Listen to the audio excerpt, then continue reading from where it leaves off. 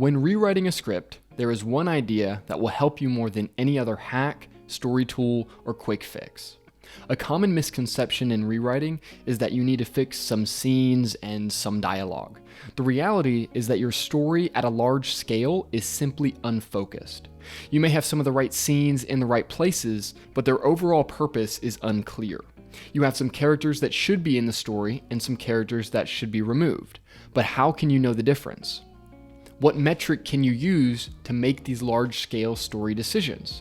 In other words, how do you focus your story on the most important pieces? Keep watching to learn how. And if you're interested in working with me to identify and solve every major problem in your feature-length screenplay draft, then click the link below. Now let's begin.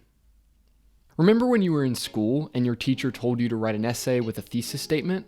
What was the purpose of that thesis statement?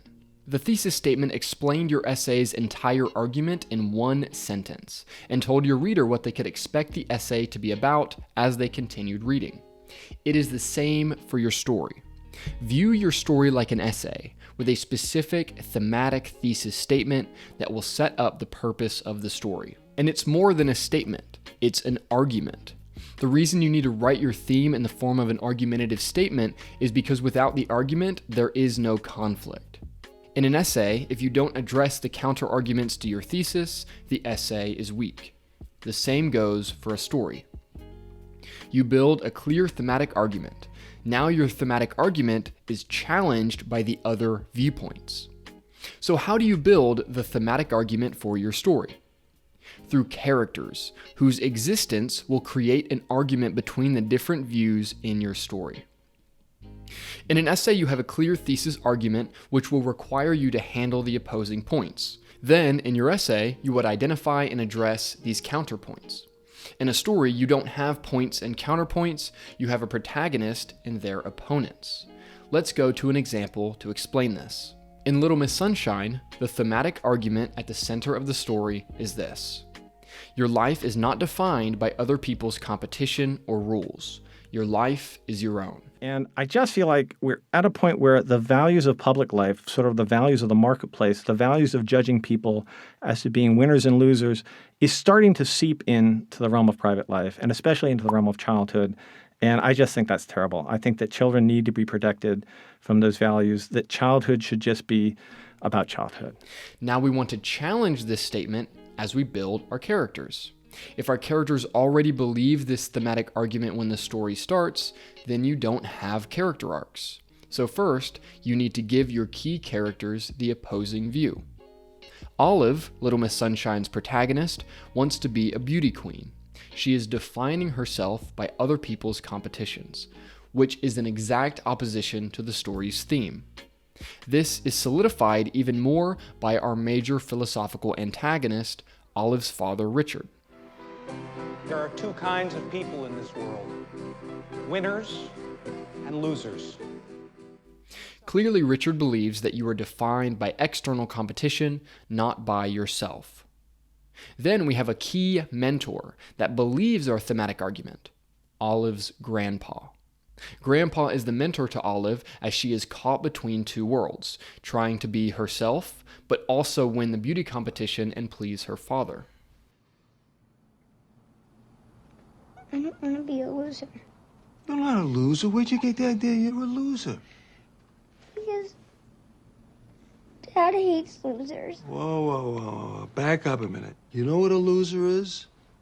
A real loser is somebody that's so afraid of not winning, they don't even try. Now, you're trying, right? Yeah. Well, then you're not a loser. We're gonna have fun tomorrow, right? Yeah. We can tell them all to go to hell. This continues with the other key family members. Olive's mother Cheryl sides with Grandpa and wants Olive to not be defined by external pressures, which places her in conflict with Richard. It's okay to be skinny, and it's okay to be fat if that's what you want to be. Whatever you want. Frank and Dwayne also struggle between the two viewpoints. Frank has risen to the height of his external competition, becoming the #1 most respected Proust scholar, yet his personal life is in shambles, and he recently tried to end his life. Dwayne, Olive's brother, claims to not care about what his family thinks. Yet he is admired by Richard because he is completely focused on his external goal of becoming an Air Force pilot. Again, trying to prove himself based upon someone else's competitive system. Now the characters have been set up to fully explore the thematic argument at the core of the story. Olive will be challenged on her ability to win the competition. Richard loses his book deal, solidifying himself as a loser in his own worldview. And Dwayne realizes he is colorblind and can no longer join the Air Force. These are just a few of the key external turning points that don't just move the plot forward, but force our characters to analyze what they believe so that they eventually land on the side of the story's key thematic argument in the climax. In the climax of Little Miss Sunshine, Olive chooses to go up on stage and follow Grandpa's view, that it doesn't matter what other people think, and you should focus on defining your own standard of success and express yourself fully. Richard, our philosophical antagonist, is the one who goes through the most change. When here, he stops focusing on making sure Olive wins the competition, and instead supports his daughter even though the crowd believes she is a loser.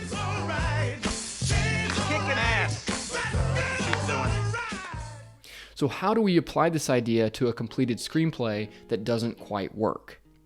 Recently I made a video fixing Avatar. Avatar has a strong thematic argument. The thematic argument of Avatar is this: find balance with the environment and flow through it, rather than holding on to your egoic goals. Another way to say this would be, we are most at harmony with nature when we are coexisting with it, not trying to change it.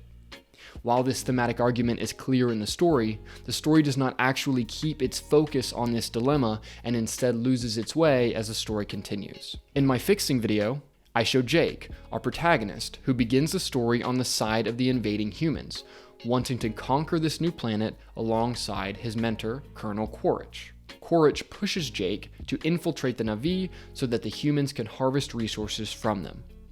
Again, just like in Little Miss Sunshine, our protagonist is going to go through a change arc, which means they cannot start the story believing the thematic argument. They must learn it through the events. However, on the other side of this dilemma sits Neytiri, Dr. Grace Augustine, and Sute. Neytiri shows Jake how to find balance with the environment, and that the humans' takeover of the planet is not what is best. Dr. Grace Augustine believes the same, yet wants to study and learn about this alien world as an observer. Sute also believes in the balance with nature and distrusts Jake, knowing he is a human and is here to conquer the Na'vi. Rather than having Jake get to keep his ego by becoming the leader of the Na'vi, and therefore undermining the thematic argument the story is trying to make, I forced him to begin with his egoic goal of conquering the planet with Quaritch, then giving up his ego and his life in the end of the story to save the Na'vi, showing his growth as a character. If you'd like to see how I went through the story and fixed it in detail, there is a link below to watch that video. Allow your character to go through a change arc by clarifying your thematic argument, then giving your protagonist the opposing viewpoint. This way you give your story room to develop your character's arc rather than creating a boring story where the protagonist already knows the truth and goes through the motions of defeating the antagonists. Because your story does not have a clear thematic argument, even before you get into plot, structure, momentum, etc., your story has a massive focus problem. And until you find what you are trying to say, no amount of fixing your structure, scenes, or dialogue is going to fix the mess. So ask yourself these questions. What is the thematic argument I am making in my story? What is the key flaw or false belief my protagonist holds that I must challenge through the events of the story? And how do I challenge my protagonist's belief with characters that agree with their current view and others that disagree with their current view?